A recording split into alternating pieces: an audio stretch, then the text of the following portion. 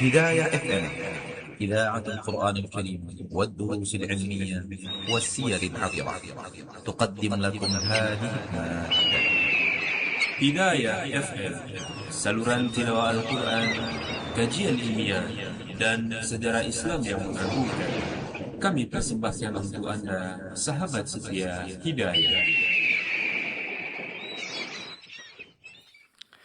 Bismillahirrahmanirrahim. Assalamualaikum warahmatullahi wabarakatuh. Alhamdulillahi rabbil alamin. Wassalatu wassalamu ala asrafil anbiya wal mursalin. Wa ala alihi wa ashabi rasulillahi ajma'in. Rabbi israh li sadri wa yassir li amri. Wahlul uqadatan min lisani yafqahu qawli. Rabbi zidni ilman warzuqni fahman. Saudaraku seiman sakidah, para pendengar dan para pemirsa dimanapun antum-antuna berada, alhamdulillah, segala puji dan syukur kita ucapkan dari Allah Subhanahu wa taala atas limpahan rahmat dan karunia-Nya kepada kita semua, sehingga di kesempatan sore yang berbahagia ini kita kembali dipertemukan oleh Allah Tabaraka wa taala, tentunya masih bersama radio kebanggaan kita semuanya, yakni Radio Hidayah FM, bersama menyongsong hidayah di bawah naungan Al-Qur'an dan Sunnah. Salawat dan salam tak lupa pula kita ucapkan buat Nabi kita tercinta, Rasul kita yang mulia Muhammad bin Abdullah, salawatu salam alaihi, dan juga buat keluarganya, sahabat-sahabatnya, dan juga buat orang-orang yang mengikuti beliau hingga hari kiamat nantinya. Baik khotul iman, azanillahu wa iyyakum, dimanapun antum-antuna berada, seperti biasa di petang Jumat kita akan kembali menyimak dan mendengarkan sebuah kajian ilmiah Islam yang kita siarkan secara langsung dari studio Radio Hidayah bersama guru kita Ustadz Heri Purnama LC Hafizahullah, melanjutkan dari bahasan kitab Durusun Yaumiyah atau kitab ensiklopedia nasihat. Dan alhamdulillah, dengan izin Allah Subhanahu wa taala, Ustadz telah bersama kita di studio di kesempatan yang berbahagia ini. Dan seperti biasa, khotul iman, azanillahu wa iyyakum, dimanapun antum-antuna berada, di akhir kajian nanti kita buka Q&A, yang mana antum-antuna bisa bertanya secara langsung di 08117530.000, ataupun juga bisa layangkan pertanyaan melalui pesan singkat di 0811754544. Baik, ikhwatal iman, azanallahu wa iyyakum, dimanapun antum-antuna berada, sebelum kita mulai acara kita di sore ini, kita sapa terlebih Ustadz di kesempatan yang berbahagia ini. Baik, assalamualaikum warahmatullahi wabarakatuh, Ustadz. Waalaikumsalam warahmatullahi wabarakatuh. Kaifa halukum, Ustadz? Alhamdulillah bikhair. Kaifa haluka? Alhamdulillah bikhair, Ustadz. Ya. Nah, ikhwatal iman, azanallahu wa iyyakum, para pemirsa dan para pendengar yang semoga senantiasa dirahmati dan diberkahi oleh Allah Tabaraka wa taala. Ya, langsung saja kita simak lanjutan dari bahasan kita di pekan yang lalu, yakni salah memahami arti Islam di pertemuan kita yang ke-6. Baik, kepada Ustadz kami persilakan, falyatafaddal mashkura. Bismillahirrahmanirrahim. Assalamualaikum warahmatullahi wabarakatuh. Alhamdulillahirabbil alamin. Wal 'aqibatu lil muttaqin wala 'udwana illa 'alal zalimin. Asyhadu an la ilaha illallah wahdahu la syarika lahu wa asyhadu anna Muhammadan 'abduhu wa rasuluh. Ya ayyuhalladzina amanu taqullaha haqqa tuqatih wa la tamutunna illa wa antum muslimun. Amma ba'du, fa inna asdaqal hadithi kitabullah wa khairul huda huda Muhammadin sallallahu alaihi wa ala alihi wa sallam wa syarrul umuri muhdatsatuha. Fa inna kulla muhdatsatin bid'ah wa kulla bid'atin dhalalah wa kulla dhalalatin finnar. Ma'asyiral muslimin wal muslimat, pendengar Radio Hidayah di mana saja berada, pemerhati kajian kita pada petang Jumat yang Allah Subhanahu wa taala muliakan. Kita sekarang berada pada tanggal 2 Ramadan 1447 Hijriah. Kita bersyukur kepada Allah Subhanahu wa taala, Allah memberikan umur yang panjang kepada kita sehingga kita dapat bertemu dalam bulan Ramadan tahun ini, dan tinggal masing-masing dari kita untuk selalu mengingat amalan-amalannya, memperbanyak ya, dan meningkatkan kualitas dan kuantitas dari amalannya di dalam Ramadan ini. Kita bersyukur kepada Allah Subhanahu wa taala atas nikmat yang Allah Subhanahu wa taala telah berikan kepada kita, berupa kita dapat selalu mendekatkan diri kepada Allah, menggunakan waktu kita di dalam kebaikan, di dalam ketaatan, di dalam keredaan Allah Subhanahu wa taala. Pada sore yang Allah muliakan pada Jumat hari ini, hari yang termulia di satu pekan dan juga bulan yang termulia itu bulan Ramadan, kita dapat kembali bertemu dalam nasihat, ensiklopedia nasihat kita pada hari ini, dan masih melanjutkan bahasan kita di dalam ensiklopedia nasihat kitab Ad-Durrul Muntaqah minal Kalimatul Mulqah Durusun Yaumiyah yang dikarang oleh Syekh Dr. Amin bin Abdullah Syaqawi hafizahullah taala, materi kita adalah al-mafhumul khati' lid-din, yaitu pemahaman yang salah di dalam memahami Islam. Dan beliau telah menyampaikan kepada kita 3 contoh atau misal yang menjelaskan kepada kita pemahaman yang salah dalam memahami Islam ketika seorang hanya menilai zahir saja. Misal yang pertama dan kedua telah kita sampaikan, kita berikan kesimpulan. Misal yang pertama adalah manusia yang melakukan ibadah. Bahkan ibadah ini dilakukan oleh mereka yang ada dari syariat Nabi Ibrahim alaihissalam, itu orang-orang kafir Quraisy melakukannya berbentuk tawaf, berbentuk amalan-amalan haji, ya. Begitu juga mereka beristighfar kepada Allah, ya. Dan mereka juga bahkan memberikan kebaikan-kebaikan kepada orang-orang yang datang ke tanah suci Mekah, memberikan bantuan kepada mereka, makan, minum, pakaian. Akan tetapi itu semua tidak menyebabkan mereka berada di dalam kebaikan, ya, karena zahirnya iya, tetapi batin mereka tidak bertauhid, tidak mengisahkan Allah Subhanahu wa taala, mereka tetap berada di dalam kekufuran. Di sini contohnya telah kita sebutkan sebelumnya. Begitu juga di antaranya kita mungkin memandang umat Islam secara umum walaupun mereka beribadah, tetapi kalau ketika mereka melakukan kesyirikan maka ini bisa membatalkan amalan mereka dan mereka belum dikatakan seorang muslim yang benar. Kemudian contoh yang kedua adalah makhluk Allah Subhanahu wa taala yang lain yang kafir, yaitu iblis laknatullah alaih. Bahkan dia adalah makhluk yang dekat kepada Allah. Sebagian para ulama tafsir dan ulama Islam mengatakan bahwa ketaatan iblis lebih hebat daripada ketaatan malaikat ketika sebelum diciptakannya Nabi Adam alaihissalam dan berada di dalam surga. Bahkan dia mengikrarkan atau membenarkan dasar-dasar keimanan di dalam Islam yang kita ketahui sekarang itu mengakui adanya Allah. Nah, dia berbicara dengan Allah Subhanahu wa taala. Juga beriman dengan adanya hari berbangkit. Berarti ada hari pembalasan. Ya, tetapi dia bahkan dia meminta kepada Allah tanpa adanya perantara. Seperti yang telah kita jelaskan surat Al-A'raf ayat 14. Akan tetapi ketika dia tidak menyerahkan dirinya kepada Allah dengan ketaatan yang penuh, ya, dan dia kufur,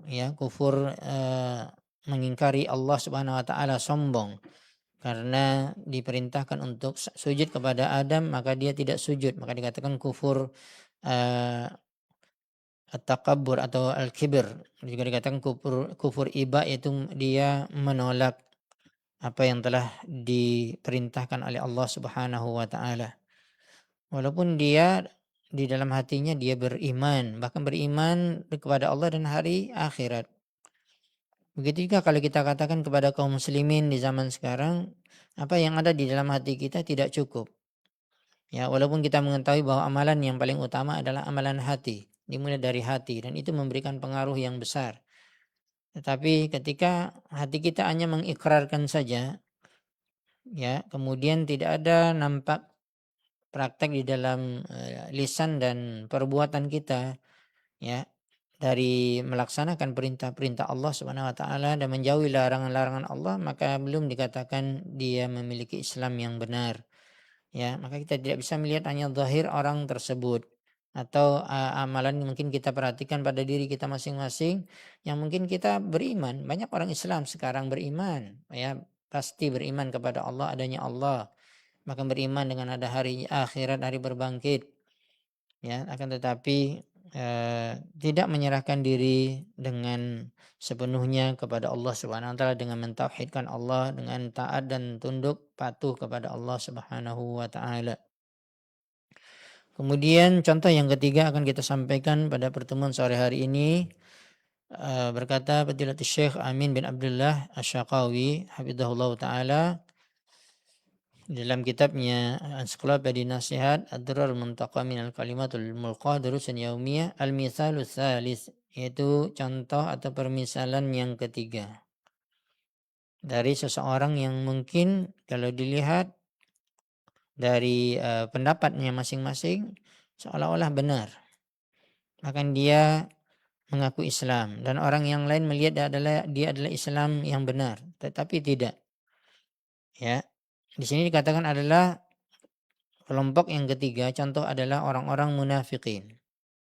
Jadi kalau kita ambil tadi contoh yang sebelumnya, orang kafir, Quraisy, walaupun mereka beribadah.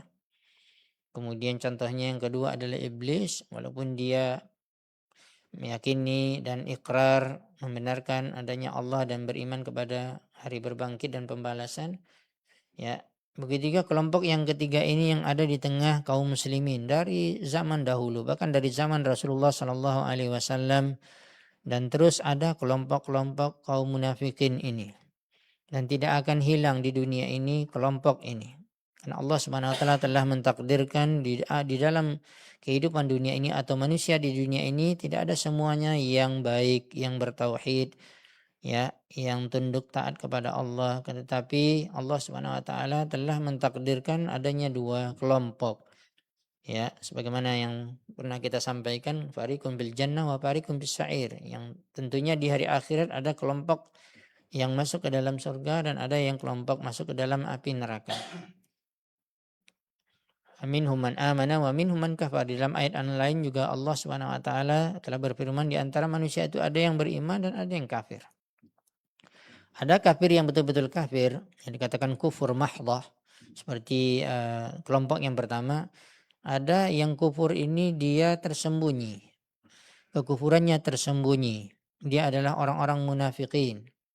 Ta'ifatun minan nas, dikatakan oleh Syekh Hafizahullah Ta'ala, adalah sekelompok manusia yashhaduna an la ilaha illallah wa anna Muhammadan Rasulullah. Ini hanya dengan ucapan lisan. Mereka bersaksi, bahkan mereka berada di dalam Islam.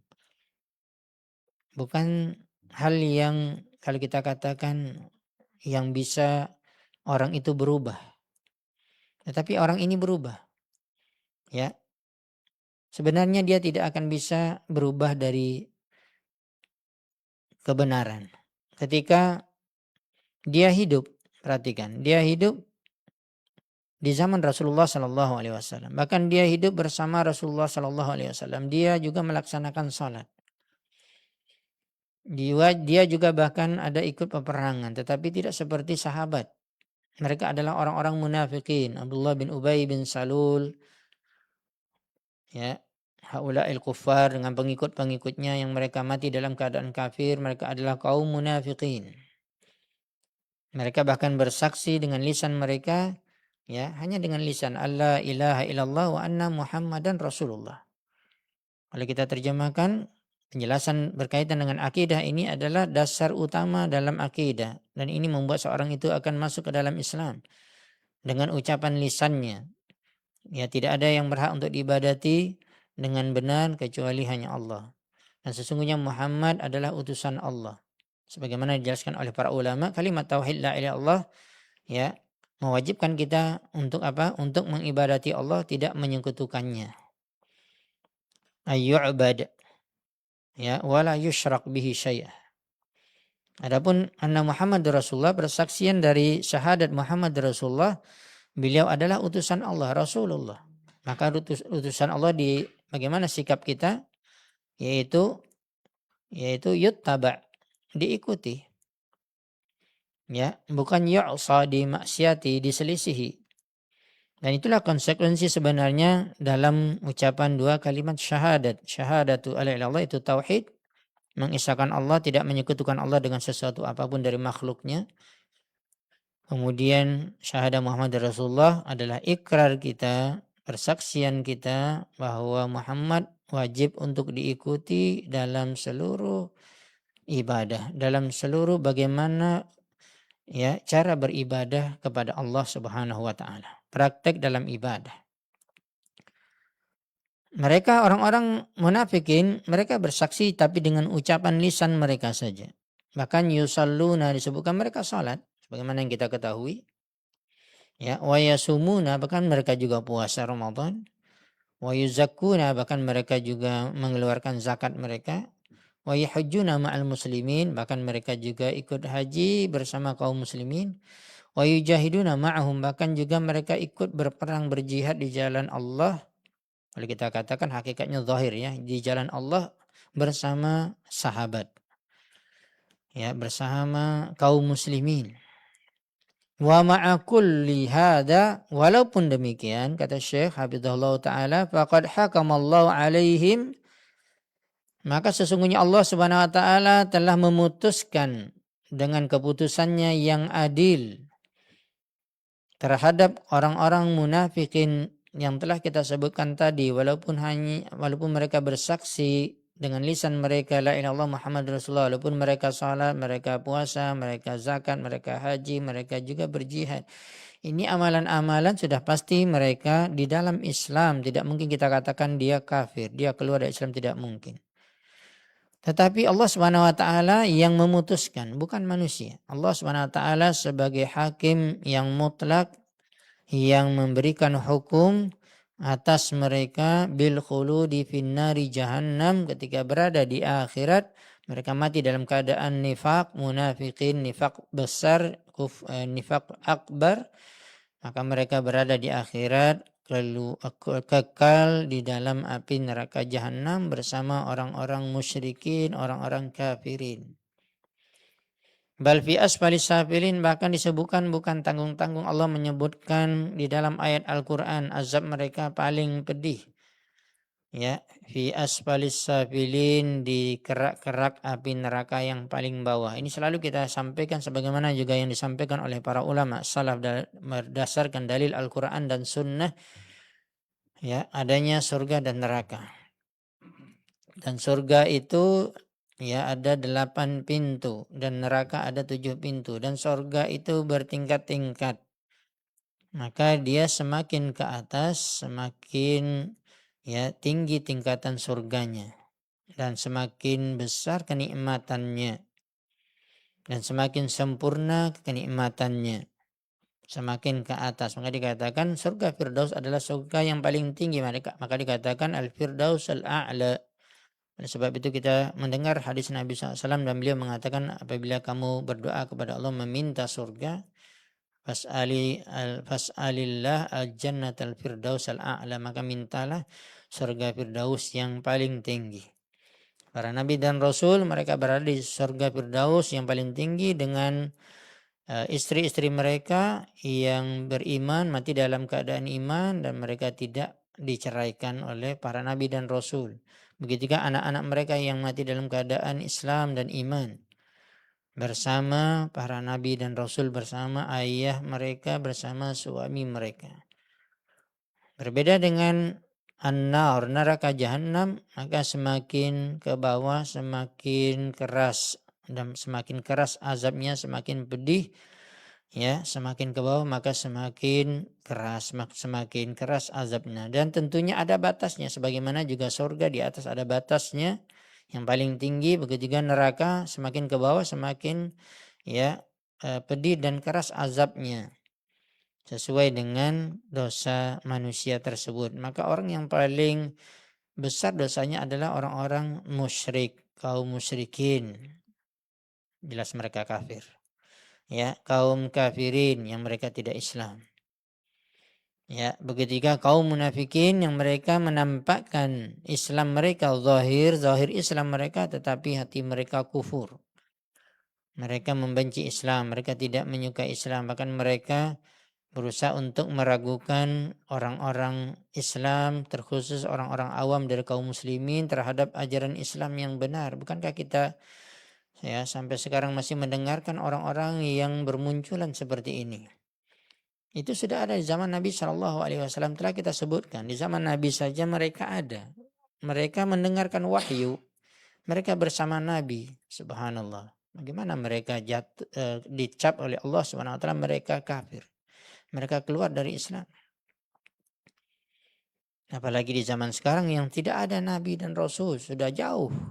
Ya, tidak ada wahyu turun, maka kemungkinan besar orang-orang munafikin itu bertambah banyak. Nifak akbar, nifak besar, ya, yang mengikuti jalannya Abdullah bin Ubay bin Salul.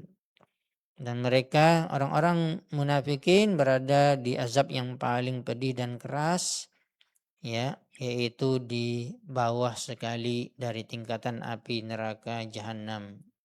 Fi asfalis safilin. Asfal itu dikatakan yang paling bawah, safilin itu yang mendapatkan azab yang paling bawah. Famin haula alladhina hum asyaddu adaban minal kufar. Bahkan disebutkan di antara sebagian orang-orang munafikin itu bertingkat-tingkat juga azab mereka. Walaupun semuanya nifak akbar itu terletak azabnya paling parah dan paling keras dan paling pedih. Sesama mereka juga bertingkat-tingkat. Maka sepertinya Abdullah bin Ubay bin Salul adalah ketuanya, dedengkotnya, Sayyidul Munafiqin. Ya, maka disebutkan di dalam Al-Qur'an dan hadis bahwa ya, di antara kaum munafikin itu sesama mereka sudah dapat azab yang paling pedih, maka di antara mereka ada yang azabnya lebih pedih dari orang-orang kafir. Asyaddu adaban minal kuffar. Sebagaimana kita ketahui, orang-orang kafir ya al-mukhalladuna balil kuffarul mukhalladuna fin nari ahsana halan minhum. Ya, bahkan orang-orang kafir, mereka yang mati kafir, mereka kekal di dalam api neraka. Keadaan orang-orang kafir banyak yang lebih baik daripada keadaan orang-orang munafikin. Subhanallah. Bisa kita bayangkan ada orang yang memahami salah, menilai seorang itu zahirnya Islam, berarti dia sudah bagus itu. Oh, dia itu bagus Islamnya, oh dia sholat. Oh, dia puasa itu, dia berzakat, dia haji. Ya, bahkan dia berjuang, dia berjihad, dia berinfak.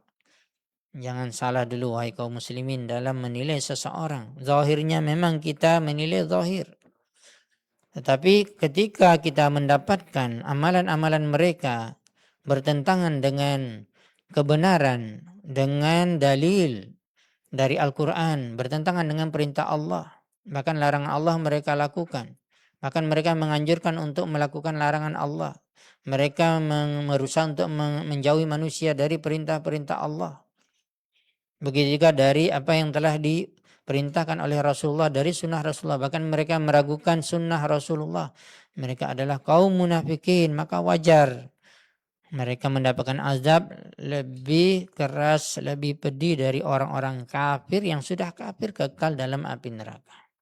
Karena kita mendapatkan orang kafir juga ada yang jiwanya baik, penolong, ya, jiwa kasihannya melihat orang itu besar, seperti Abu Talib. Baca biografi kehidupan Abu Talib, ya, yang mati dalam keadaan kafir, paman Nabi Shallallahu Alaihi Wasallam, bahkan sangat sayang kepada Nabi, bahkan memelihara Nabi setelah meninggalnya kakeknya Abdul Muthalib yang memelihara Nabi Shallallahu Alaihi Wasallam. Tetapi dia kekal di dalam api neraka. Tetapi bagaimana kaum munafikin yang mereka dikatakan keadaan mereka mendapatkan azab lebih keras, lebih pedih dari orang-orang kafir yang kekal dalam api neraka, yang kebanyakan mereka orang kafir lebih baik keadaannya dari kaum munafikin. Mereka lah yang dikatakan innahum al-munafiqun alladzina azharu suratal Islam wal iman wa abtanu haqiqatal kufri. Inilah definisi yang disebutkan oleh para ulama dari nifak akbar, nifak besar, ya, munafik yang dikatakan sampai kepada tingkat mereka ke kufur dan keluar dari Islam. Sebenarnya mereka sendiri bukan Islam, hanya nampak zahir saja. Makanya dikatakan oleh para ulama sesungguhnya mereka kaum munafikin yang menampakkan, perhatikan, yang menampakkan surat al-Islam wal iman, hanya gambar zahir, bentuk zahir, amalan zahir dari Islam dan iman. Salat orang juga dia salat, kaum muslimin salat dia salat, puasa juga dia puasa, ya, zakat juga dia berzakat, bahkan dia melaksanakan ibadah haji, bahkan masuk dalam medan jihad, ya, zahir hanya beriman. Apalagi kaum munafikin ini disebutkan di dalam surah Al-Munafiqun secara khusus. Di juz ke-28 ada khusus nama surahnya Al-Munafiqun. Ya, bahkan mereka diberikan kelebihan oleh Allah, lisan mereka hebat berbicara, pandai berbicara. Ya, manis lisan mereka. Kalau kita katakan kalau dia berceramah mungkin dia orangnya orator dan bisa menggunakan kehebatan bahasanya sehingga orang-orang awam, bahkan mungkin penuntut-penuntut ilmu yang masih boleh menuntut ilmu terpengaruh dengan pemikiran-pemikiran kaum munafikin, dan banyak di zaman sekarang. Ya, bahkan ada di antara mereka itu mungkin mereka juga mengambil strata pendidikan. Di zaman Nabi tidak ada sekolah formal. Di zaman kita ada. Kaum munafikin bisa ada dan pasti ada. Orang-orang yang bahkan mungkin mereka masuk di jenjang pendidikan, mendalami ilmu agama, bahkan mungkin bukan hanya di Timur Tengah secara umum, mungkin juga secara khusus mungkin di negara tauhid yaitu Saudi Arabia. Bahkan mereka mungkin pintar, cerdas, diberikan oleh Allah kemampuan akal, ya, kemampuan nalar, bahasanya bagus, hebat, ya, menguasai ilmu nahwu dan sharaf, ya, bahkan menghafal Al-Quran, menghafal hadis Nabi. Zahir mereka berkumpul di tengah-tengah kaum muslimin, tetapi mereka hanya menampakkan gambaran Islam zahir saja. Azharu surat al-Islam wal iman. Sementara mereka menyembunyikan wa abtanu haqiqatal kufri. Mereka menyembunyikan hakikat kekufuran yang ada di dalam hati mereka. Inilah yang dikatakan seorang itu hanya bisa menilai zahir, adapun batin Allah yang bisa mengetahuinya. Hanya Allah yang mengetahuinya dengan orang tersebut. Kita hanya bisa mengatakan seorang itu baik zahir saja. Tetapi batinnya kita serahkan kepada Allah Subhanahu wa taala. Makanya di zaman Nabi Shallallahu alaihi wasallam, Nabi SAW merahasiakan nama-nama orang munafikin kecuali yang dedengkotnya, ya, Abdullah bin Ubay bin Salul. Banyak. Walaupun sahabat mengetahuinya, bahkan mereka tidak membiarkan mereka hidup bersama mereka, bersama sahabat. Bahkan Nabi SAW membiarkan mereka hidup bersama Rasulullah SAW, bahkan salat, puasa, haji, jihad. Padahal Nabi SAW tahu di mereka itu adalah orang-orang yang bahkan nama-namanya adalah kaum munafikin. Makanya dalam satu riwayat ketika Umar bin Khattab radhiyallahu ta'ala anhu bertemu dengan Huzaifah ibn al-Yaman, dikatakan sahibus sirri Rasulullah SAW, yaitu yang memegang rahasia ucapan Nabi SAW, di antaranya nama-nama kaum munafikin. Umar bin Khattab radhiyallahu ta'ala anhu tidak mengetahui, tapi Huzaifah bin Yaman mengetahui semua orang munafikin, nifak besar yang ada di zaman Nabi. Maka Umar radhiyallahu ta'ala anhu khawatir dan takut, ya, karena Nabi tidak memberitahukan kaum munafikin siapa mereka, nama-nama mereka. Padahal Nabi tahu.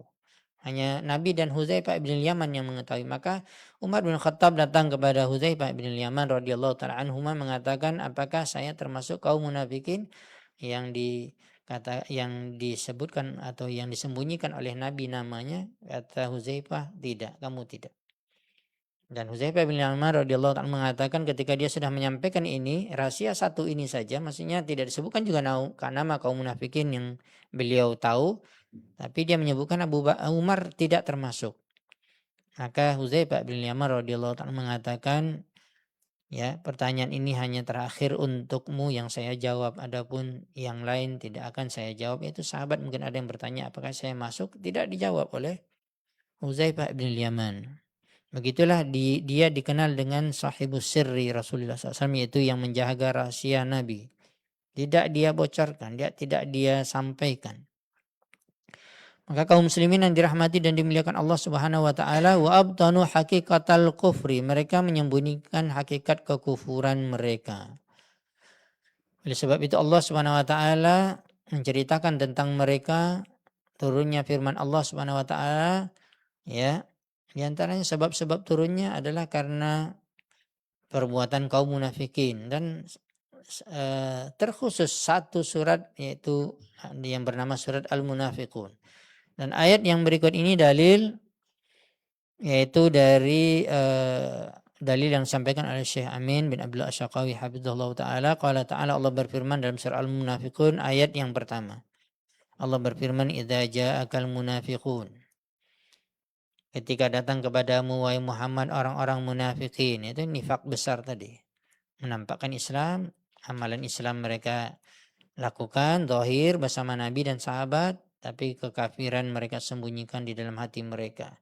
Ketika datang kepadamu wahai Muhammad orang-orang munafikun, idza ja'al munafiqun qalu nashhadu innaka la rasulullah. Subhanallah, bagaimana mereka, ya, supaya tidak dikatakan mereka itu menyelisihi Islam, tidak taat kepada Allah, tidak mengikuti Nabi, mereka suka menyampaikan ya supaya diakui. Ucapan mereka supaya mereka diakui. Qalu nashhadu innaka la Rasulullah. Ini bukan main-main di hadapan Nabi. Dan dia berkata zahirnya mengucapkan dengan ucapan lisan mereka orang-orang munafikin berkata kami bersaksi sesungguhnya engkau wahai Muhammad sungguh utusan Allah. Ini hati-hati wahai kaum muslimin yang dirahmati dan dimuliakan Allah Subhanahu wa taala. Salah satu faedah daripada ayat ini dan ini telah kita sebutkan kaum munafikin nifak besar itu ada di sepanjang zaman sampai hari kiamat. Tampilan zahirnya seperti orang yang betul-betul Islam, bahkan seperti orang yang bertauhid, seperti orang yang mengaku Muhammad adalah utusan Allah. Hanya dengan ucapan lisan qalu nasyhadu innaka la Rasulullah.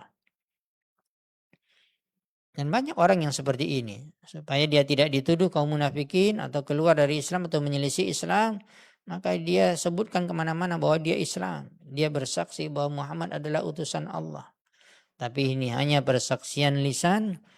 Ya, dan tidak dibenarkan oleh Allah Subhanahu wa taala, tidak diakui oleh Allah Subhanahu wa taala. Makanya sambungan ayatnya wallahu ya'lamu innaka la rasuluh. Dan Allah yang sebenarnya yang lebih mengetahui sesungguhnya engkau wahai Muhammad betul utusan Allah. Maksudnya apa? Muhammad bin Abdullah bin Abdul Muthalib, siapa manusia yang mengaku bahwa dia adalah utusan Allah, tidak perlu ucapan orang munafikin. Yang perlu adalah pembenaran dari Allah yang menciptakan Nabi Muhammad SAW dan telah menurunkan wahyu dan telah menetapkan beliau adalah utusan Allah. Ini juga menunjukkan kepada kita bahwa kita mesti mengikuti apa yang diputuskan oleh Allah, bukan yang diputuskan oleh manusia. Diputuskan oleh manusia sesuai dengan selera mereka masing-masing. Makanya tidak diakui. Dan hanya keputusan Allah lah yang kita akui. Wallahu ya'lamu innaka la rasuluh.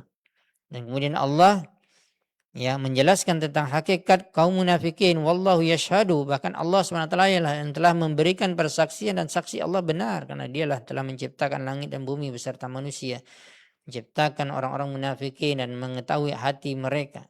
Dan Allah mengatakan wallahu yashhad dan Allah lah yang betul-betul bersaksi innal munafiqina lakadzibun, sesungguhnya orang-orang munafik itu mereka sungguh orang-orang yang berdusta. Hati-hati wahai kaum muslimin yang dirahmati dan dimuliakan Allah Subhanahu wa taala. Ya, apabila kita berkata itu zahirnya seperti benar tapi dusta. Dalam hati kita mengingkarinya. Ya. Makanya disebutkan ciri-ciri nifak kecil yang tidak keluar dari Islam tetapi ini juga berbahaya termasuk dosa besar. Idza haddatsa kadzaba. Apabila dia berbicara selalu dusta. Permainan lisannya suka berdusta. Kalau tidak berdusta rasanya tidak enak hidup ini. Tidak ada bunga-bunga hidupnya bagi orang ini. Dan mereka adalah kaum munafikin. Makanya di dalam hadis kita selalu mendengarkan hadis ini. Iyyakum wal kadzib. Jauhi oleh kalian, kata Nabi SAW dalam hadis yang sahih, dusta. Fa innal kadhiba yahdi ilal fujur. Karena kedustaan itu akan membawa seorang kepada perbuatan dosa. Wal fujuru yahdi ilan nar. Dan orang yang suka ya berdusta atau dia melakukan kedustaan dan dia melakukan dosa, maka dia terancam akan masuk ke dalam api neraka. Akan dikatakan ayatul munafik salas atau arba'ah. Ciri-ciri orang munafik walaupun nifak kecil walaupun itu dosanya besar. Kata para ulama, penjelasan hadis ini adalah ciri-ciri nifak kecil. Ayatul munafik salah yaitu 3 di antaranya adalah idza haddatsa kadzaba. Makanya di dalam Al-Qur'an dan kita selalu membawakan ayat ini dan Rasulullah SAW juga selalu membawakan ayat ini ketika beliau akan menyampaikan nasihat, kajian, ya, khutbah Jumat dan yang lainnya. Beliau membawakan ayat di dalam surat Al-Ahzab, ya ayyuhalladzina amanu taqullaha wa qulu qawlan sadida. Wahai orang-orang beriman, bertakwalah kepada Allah dan katakanlah perkataan yang benar, yang jujur, jangan dusta. Dan orang munafikin mereka suka berdusta. Ya, dan ucapan mereka dusta. karena hati mereka kufur. Begitu juga dalam praktek yang lainnya, mereka kadang-kadang ingin mengelabui Rasulullah dan para sahabat, ya, bahkan ingin caranya bukan secara langsung tapi main di belakang untuk menghancurkan ajaran Islam. Bahkan mereka menginginkan Nabi terbunuh dan juga para sahabat yang Islam. Mereka bekerja sama dengan orang-orang kafir. Ya, orang kafir itulah yang menyerang Rasulullah SAW dan para sahabat. Dan begitu juga kita katakan kenyataan ini sampai sekarang. Makanya disebutkan ciri-ciri orang munafikin itu mereka bekerja sama dengan orang-orang kafir untuk menghancurkan Islam. Mereka Islamnya Islam zahir tapi dalam hatinya kufur. Dan mereka bersembunyi di tengah kaum muslimin. Ya, mereka dikatakan adalah musuh di dalam selimut. Mereka adalah duri dalam daging. Maka kaum muslimin yang dirahmati dan dimuliakan Allah Subhanahu wa taala, orang-orang seperti ini banyak. Bahkan telah kita sebutkan tadi, bahkan strata pendidikannya ada sampai S1, S2, S3, bahkan profesor dalam bidang agama. Ya, bisa ketahuan, kita tidak mengatakan kamu munafik nifak besar, tapi lihat bagaimana ungkapan-ungkapannya, statementnya, apalagi dia menjadi panutan. Dia diikuti oleh orang banyak, tapi luar biasa pendapatnya, nyeleneh, aneh-aneh, bertentangan dengan Al-Quran dan Sunnah. Kita orang awam yang mungkin belajar sedikit saja dan insya Allah benar belajar Al-Quran dan Sunnah, kita tahu itu pendapat yang salah. Apalagi orang-orang yang berilmu, apalagi para ulama. Hati-hati dengan kaum munafikin yang seperti ini. Bahkan ada bentuk-bentuk kaum munafikin juga mereka mengatasnamakan Islam. Ya, seperti orang-orang Rafidah, Syiah yang mereka menyandarkan mereka Islam, tapi Islam mereka katakan mereka Islam Syiah, itu Islam Syi'i kata mereka, bukan Islam Sunni, dan mereka mengakuinya. Ya, masalahnya mereka mengatakan mereka Islam. Ya, dan inilah tipuan yang berbahaya, ya, racun. Yang kita katakan tadi, duri dalam daging yang menusuk di tengah-tengah kaum muslimin. Ya, bahkan mereka mencela Allah Subhanahu wa taala dan Rasulnya. Mereka berusaha untuk menghancurkan ajaran Islam, meragukan kaum muslimin terhadap ajaran Islam, apalagi mereka bekerja sama dengan orang-orang di luar Islam. Ya, kankah kita mendapatkan orang-orang ini bekerja sama dengan orang-orang di luar Islam untuk menghancurkan Islam yang benar, Islam yang sahih dari Nabi Shallallahu Alaihi Wasallam. Maka orang seperti ini jangan kita tertipu. Itulah kita katakan tadi, jangan Anda melihat dia misalnya profesor, doktor bidang agama, tapi pendapatnya aneh. Maka ada yang mengatakan Rasulullah SAW tidak pasti masuk surga. Ini kaum munafik ini. Mengatakan Al-Quran itu masih diragukan kebenarannya. Bahkan ini kita dapatkan dari seorang yang belajar, dari mahasiswa yang belajar di Universitas Islam di negeri kita ini. Dan dia menyampaikan kepada saya langsung, Ustadz, ada dosen yang saya dengar tadi di kampus yang mengatakan Al-Quran itu belum pasti kebenarannya. Doktor, profesor, doktor dari bidang agama. Yang masalahnya ketika dilihat strata pendidikannya mengambil bidang agamanya bukan di negeri-negeri kaum muslimin, tapi di Amerika, di Belanda, di mana. Dan mereka telah dididik oleh para orientalis. Yang kita khawatir orang-orang ini adalah contoh-contoh orang munafikin yang kita mesti belajar agama dengan benar. Makanya kita bisa insya Allah diberikan oleh Allah petunjuk kepada jalan yang lurus. Tahu kita mana hak dan batil dengan kita belajar agama dengan benar. Belajar Al-Quran, belajar hadis Nabi dari para ulama kaum muslimin, dari para asatizah kita yang menuntut ilmu dari ulama-ulama tersebut. Maka Allah SWT akan memberikan hidayah kepada kita, taufik kepada jalan yang lurus. Walaupun kita tidaklah seorang yang alim, walaupun kita tidak mengambil strata pendidikan agama yang mendalam sampai dapat gelar misalnya S3, tidak. Tapi hidayah di tangan Allah Subhanahu wa taala. Tapi perlu kita sebutkan di sini kehati-hatian kita. Kadang-kadang kita akhirnya mengambil pendapat dia. Oh, dia itu kan doktor, profesor bidang agama, tamat dari Timur Tengah, nggak mungkin salah. Siapa yang bilang nggak mungkin salah? Ya, Islam itu yang disampaikannya itu benar, itu salah yang disampaikannya. Karena dia termasuk kaum munafikin. Oleh sebab itu Allah SWT juga menyebutkan di dalam surat An-Nisa ciri-ciri mereka ayat 142. Allah berfirman, innal munafiqina yukhadi'un Allah. Sesungguhnya orang-orang munafikin mereka menipu Allah. Wa huwa khadi'uhum. Dan sebenarnya Allah lah yang menipu mereka.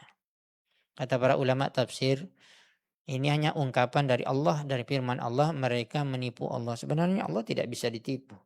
Nah, Allah Maha Kuasa, Maha Kuat, ya. Maha mengetahui sebelum mereka lakukan Allah sudah tahu. Tidak mungkin Allah tertipu oleh mereka. Tapi ini ungkapan perbuatan mereka menyelisihi Allah dan Rasulnya. Innal munafiqin yukhadi'un Allah.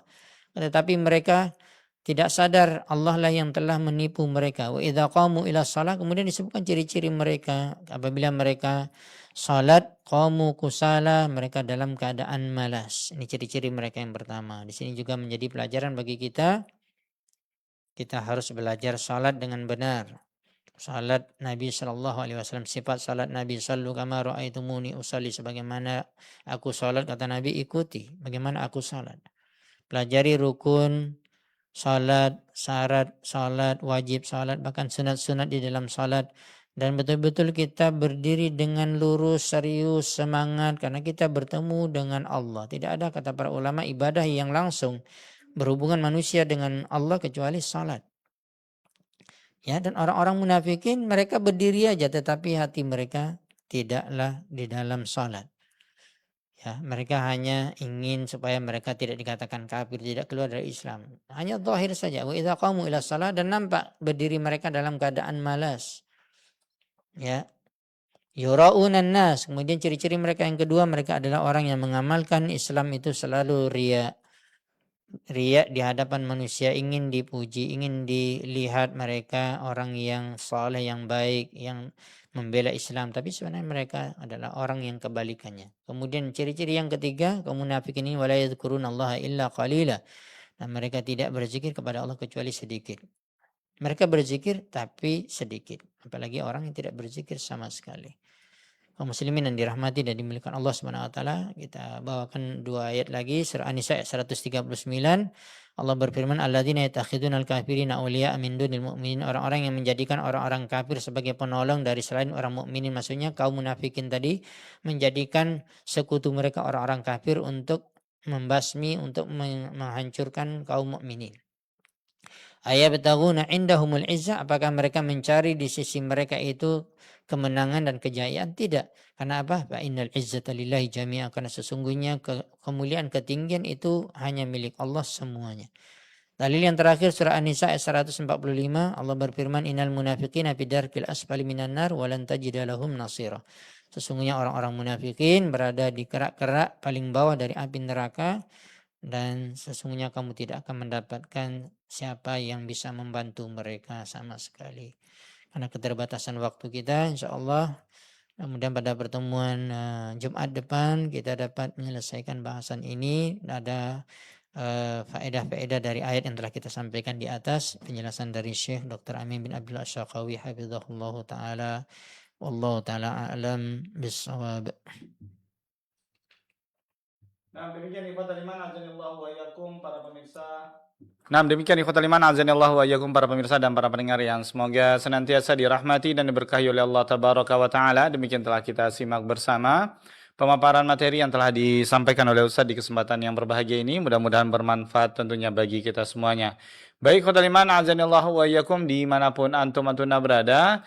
Di sisa waktu yang ada kita buka Q&A yang mana sahabat hidayah bisa bertanya secara langsung dengan menghubungi kami di 08117530.000 ataupun jika bisa layangkan pertanyaan melalui pesan singkat di 081175454444 baik SMS maupun WhatsApp. Baik Ustaz, kita coba angkat penelpon perdana di kesempatan yang berbahagia ini. Nah, halo, assalamualaikum. Waalaikumsalam. Dari siapa di mana Bapak? Dari hamba Allah di Pekanbaru. Baik, silakan dengan pertanyaannya. Iya, Ustaz. Kan kalau kita berdoa minta surga Firdaus, Ustaz. Nah, Iya. Surga tertinggi. Nabi Muhammad kan tempatnya surga Firdaus. Kalau seandainya kita dapat surga di bawah itu, Ustaz, apakah kita tidak bertemu sama Nabi Muhammad, Ustaz? Kalau kita ingin bertemu, apakah bisa, Ustaz? Terima kasih, Ustaz. Ya. Mohon pencerahannya. Assalamualaikum warahmatullahi wabarakatuh. Waalaikumsalam warahmatullahi Allah Maha Adil, Allah Maha Bijaksana, dan kita selalu mendengarkan juga sabda Nabi, al-jaza'u min jinsil amal, balasan akan diberikan oleh Allah sesuai dengan jenis amalan. Ya, maka tidak akan mungkin kita bukan nabi, bukan utusan Allah, ujian juga kita tidak seberat para nabi dan rasul, dan hati kita juga tidak sebersih hati mereka, tidak akan mungkin dalam surga yang sama bersama nabi dalam satu tingkat. Ya, kecuali telah kita sebutkan tadi, ya ini dalam dalam ayat Al-Quran sebutkan kecuali mereka adalah istri Nabi yang muslim, yang muslimah, anak-anak Nabi yang muslim dan muslimah yang meninggal dalam keadaan Islam. Ya, walaupun iman mereka, ketakwaan mereka, ibadah mereka di bawah Nabi, tapi masalahnya hubungannya adalah hubungan tali pernikahan dan anak. Ya, maka selain dari mereka tidak akan mungkin sama surganya. Makanya disebutkan di dalam satu hadis walaupun dihasankan oleh para ulama, surga Firdaus itu juga ada tingkatan. Paling tinggi, menengah, ada yang di pinggir-pinggir dikatakan robatun minal jannah. Tadi pagi saya mendengar sedikit ada penjelasan juga di siaran langsung di Studio Hidayah bersama Ustadz Aspri, Dr. Aspri, beliau menyebutkan tentang masalah ini, ada tentang surga Firdaus dan ada dikatakan berada di pinggir-pinggir surga Firdaus. Dia tetap surga Firdaus. Ya. Maka tentunya kaum muslimin yang dirahmati dan dimuliakan Allah Subhanahu wa taala, ya. Allah menetapkan sesuatu maha adil dan maha bijaksana dan tidak akan mungkin apa yang kita inginkan dari si Firdaus tersebut kita dapatkan seperti surga Firdausnya Nabi dan para Nabi dan Rasul yang lain alaihi wassalatu wassalam. Tapi ada nama Firdaus yang lain, surga Firdaus juga, dan bisa kita meminta. Pertanyaan yang tadi ada sedikit menambah pertanyaan juga dari Bapak kita, ya, Hafizahullah Ta'ala wa ra'ah. Apakah kita mungkin bertemu dengan Nabi? Ya, semua penduduk surga disebutkan dalam ayat Al-Quran dan secara khusus dalam hadis Nabi akan bertemu dengan sesama penduduk surga. Tapi itu berada pada hari, dalam sebagian dikatakan satu hari. Dalam satu riwayat dikatakan pada hari Jumat. Walaupun sebagian ulama hadis mengatakan hadis itu dikatakan kullu Jum'ah, maksudnya dalam satu pekan itu ada 7 hari. Ya, dan itu hanya sekali sepekan bertemu, dikatakan di suq, di pasarnya di surga, dan semuanya bertemu. Dan termasuk bisa bertemu dengan Rasulullah SAW, para sahabatnya, dan para nabi dan rasul. Tetapi setelah itu, setelah pulang, maka kembali ke tempatnya di surga masing-masing. Jadi insya Allah ada bisa ketemu. Bahkan kalau kita membaca ayat Al-Quran dan hadis Nabi, bahkan seorang itu bisa bertemu dengan Nabi sebelum masuk surga itu ketika berada di Telaga Haud. Nabi SAW menunggu seluruh umat Islam untuk datang mengambil gelas dan meminum dari telaga tersebut dan bertemu dengan Nabi SAW. Allahumma inna nas'aluka an nalqa nabiyyana Muhammad SAW fil akhirah. Allahumma amin. Nah, terima kasih jawaban dan nasihat dari Ustaz. Mudah-mudahan dapat dipahami oleh Bapak yang bertanya di kesempatan yang berbahagia ini. Baik, kita angkat kembali pertanyaan dari penelpon Ustaz. Halo, Assalamualaikum. Waalaikumsalam. Dari siapa di mana Bapak? Dari hamba Allah di Pekanbaru. Baik, silakan dengan pertanyaannya. Ya, Ana ada 2 pertanyaan, Ustaz. Ya. Silakan. Pertama terkait berdoa, apakah ada kita berdoa boleh membaca doa gitu Ustaz ya, di antara jeda antara 2 khutbah Jumat itu Ustaz, antara khutbah pertama dan khutbah kedua itu, apakah kita diam saja atau kita berdoa gitu? Apa kalaupun misalnya berdoa, apakah berdoa itu tetap caranya itu dengan mengangkat tangan atau tidak Ustaz? Itu yang pertama. Yang kedua, Ustaz, ini terkait di bulan puasa ini, misalnya katakanlah kita di siang hari puasa itu dengan istri itu, mungkin istri itu ada melakukan sedikit sentuhan atau kita berpelukan gimana gitu Ustaz ya, sehingga akhirnya kita itu keluar mazi gitu Ustaz. Apakah itu termasuk hal yang membatalkan puasa atau seperti apa Ustaz? Itu saja Ustaz. Jazakumullah khairan, barakallahu fiik. Assalamualaikum warahmatullahi wabarakatuh. Nah, jazakallah khairan. Iya, kaum muslimin yang dirahmati dan dimuliakan Allah Subhanahu wa taala, terima kasih kepada Bapak yang bertanya. Dari pertanyaan pertama tadi apa Mas Ali? Tentang doa Ustaz. Oh ya, di antara dua khutbah. Kaum muslimin yang menghadiri Jumat ya, yang diwajibkan menghadiri Jumat, muslim, berakal, baligh ya, kemudian sehat, kemudian tidak musafir, maka kita mengetahui bahwa hari Jumat itu ada satu waktu yang ketika seorang berdoa akan dikabulkan oleh Allah Subhanahu wa taala. Disinilah kita akan menjelaskan pertanyaan Bapak tadi. Disinilah khilaf para ulama waktu itu kapan. Ya, ada yang mengatakan dari awal hari Jumat, ya, paginya sampai habis dekat maghrib. Semua waktu itu adalah waktu mustajab. Tapi ini memakai dalil umum.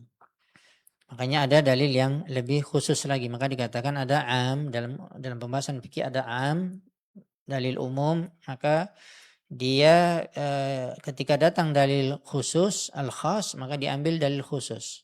Atau dikatakan yang ya diambil yang muqayyad, yang mengikat dia dalam satu waktu tertentu. Allah ta'ala alam bisawab. Ini juga pernah saya bahas dulu di pembahasan yang sudah sangat lama juga di Radio Hidayah berkaitan dengan doa, ya, dan ada banyak kitab rujukan dari para ulama salaf dan ulama-ulama kita yang mengarang tentang waktu-waktu mustajab untuk berdoa. Salah satunya adalah pada hari Jumat, ya, dan terkhusus dikatakan sesudah ini bisa dikatakan hadisnya sahih dan banyak para ulama yang menguatkan pendapat ini, yaitu setelah salat asar sampai menjelang maghrib pada hari Jumat waktu yang mustajab untuk berdoa. Saya ingin memberikan momen sedikit nasihat saja berkaitan dengan pertanyaan Bapak tadi. Maka ini juga pernah kita sampaikan pada pertemuan juga puasa-puasa yang lalu, mengingatkan kaum muslimin agar memanfaatkan waktu yang mustajab ini berada pada hari Jumat dan berada di penghujung mau berbuka. Ini berkumpul dua waktu yang mustajab dan semakin kuat untuk dikabulkan. Maka carilah waktu kita mungkin ya 20 menit, 15 menit atau 10 menit sebelum azan maghrib atau sebelum matahari tenggelam ketika pada hari ini puasa Ramadan lagi. Kemudian pada hari Jumat lagi. Ini luar biasa. Maka manfaatkan waktu ini di akhir hari Jumat. Ya, di penghujung hari Jumat setelah salat asar, apalagi mendekati berbuka, karena dikatakan doa orang yang puasa hina yuftir, ketika dia berbuka. Maka kita perlu kembali melihat hadis Nabi SAW atau praktek dari amalan Nabi dan para sahabat. Ya, apakah ada Nabi SAW mempraktekannya? Karena beliau khatib. Kemudian sahabat apakah ada mempraktekannya ketika Nabi duduk pada khutbah yang kedua? Apa yang dibaca Nabi? Nggak ada, duduk aja. Ya, tidak ada bacaan-bacaan khusus. Tidak ada satupun riwayat hadis yang menjelaskan bacaan khusus. Mau selawat, mau apa, nggak ada. Duduk aja. Habis itu untuk memisahkan antara khutbah pertama dan kedua. Bagaimana dengan makmum yang mendengar? Ya, makanya dia katakan tadi, apakah ada sunnahnya seorang itu dia mengangkat tangan berdoa sendiri? Ya, tidak ada. Ya, maka waktu itu ya kita sebagaimana khatib dia duduk di menjelang mau berdiri khutbah kedua sebentar, kemudian dia berdiri dan kita makmum ya diam saja, tidak ada doa-doa khusus dan tidaklah dimasukkan di sini waktu yang mustajab untuk berdoa. Ya, dan telah kita sebutkan tadi, maka kita mengamalkan Islam ini lihat daripada sunnah Nabi dan juga sunnah para sahabat. Yang diamalkan oleh para sahabat nggak ada, dan tidak ada keterangan satupun dari sahabat yang lain mungkin menukilkan sahabat yang lain berdoa di antara dua khutbah dan mengangkat tangan, tidak ada. Maka apa yang dilakukan ya diam saja, kemudian kembali mendengarkan khutbah yang kedua. Wallahu taala alam bisawab. Kemudian pertanyaan yang kedua Tentang tadi sempat oh iya, bercumbu. ya. Ini banyak nasihat berkaitan dengan masalah Ramadan ini, perlu kita ilmu, ya, dan juga tentunya perlu kita praktekkan. Ya, memang disebutkan oleh Nabi SAW bahwa beliau adalah mencium istrinya ketika mau sholat dan dalam keadaan berpuasa. Ya, tetapi Nabi SAW menyebutkan, aku adalah orang yang bisa menahan diriku. Maksudnya tidak akan terjadi sesuatu apalagi jima, ya. Maka termasuk tadi dikhawatirkan akan keluar mazi apalagi keluar mani. Kalau dengan sengaja pendapat yang lebih kuat kalau mani itu membatalkan puasa. Kalau memang betul keluar mani walaupun tidak berhubungan. Ya, kalau mazi wallahu a'lam, tapi di sini kesalahan. Ya. Makanya kalau seorang itu tidak sanggup menahan dirinya, khawatir keluar tadi, maka jangan dilakukan. Itu yang dinasihati oleh Nabi SAW, walaupun hukum asalnya dibolehkan dan tidak membatalkan puasa. Bahkan tadi pertanyaan yang saya juga dengar pagi tadi, Ustaz Aspri menjawab dari seorang pendengar Radio Hidayah bertanya tentang masalah mencium atau apakah menyentuh perempuan apakah membatalkan puasa atau membatalkan wudhu. Jawabannya dua-duanya tidak, ya, masuk istri sendiri maka boleh, dan itu yang dilakukan oleh Nabi SAW. Dan ini juga pembahasan para ulama secara khusus yang mereka kelompokkan, yaitu amalan yang mungkin dinilai orang batal tapi tidak batal, dinilai oleh orang tidak boleh tetapi boleh, termasuk yaitu mencium istri di bulan Ramadan, di siang bulan Ramadan. Dan telah kita sebutkan tadi, kalau kekhawatiran kita ya tergantung masing-masing dari syahwatnya dan tidak bisa mengendalikan diri, maka jangan, ya, maka jangan lakukan itu. Khawatir kita nanti setan, ya walaupun setan dibelenggu tapi setan-setan yang kecil tetap berkeliaran, dan jiwa kita memang selalu mengajak kepada keburukan, ya tambah lagi ketakwaan kita kurang, maka kita khawatir jangan terjadi yang tidak diinginkan, ya nanti denda kafarahnya besar. Maka yang lebih selamat adalah yaitu hati-hati di dalam masalah ini, ya. Ada istilah dalam istilah ulama usul fikih saddu zara'i, yaitu menutup pintu supaya tidak terjatuh kepada pelanggaran. Hal-hal yang membawa kita kepada pelanggaran berhenti, jangan lakukan. Walaupun kira-kiranya kita kira-kira tidak akan jatuh ke situ. Seperti contoh tadi, maka kalau memang keluar mazi tidak membatalkan puasanya, kecuali mani kalau keluar maka membatalkan puasa. Wallahu taala alam bissawab.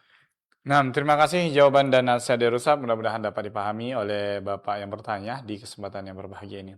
Baik Ustaz, sepertinya itu yang dapat kita ajukan karena keterbatasan waktu kita yang ada. Dan sebelum kita akhiri mungkin ada ihtitam dari bahasan kita Ustaz. Nah. Ya, kaum muslimin dan muslimat, pendengar Radio Hidayah, pemirsa yang dirahmati Allah Subhanahu wa taala, mari kita selalu terkhusus di dalam bulan Ramadan ini betul-betul memperbaiki iman kita, ya, tauhid kita, akidah kita, karena ini adalah merupakan syarat yang pertama diterima amalan kita yang lain.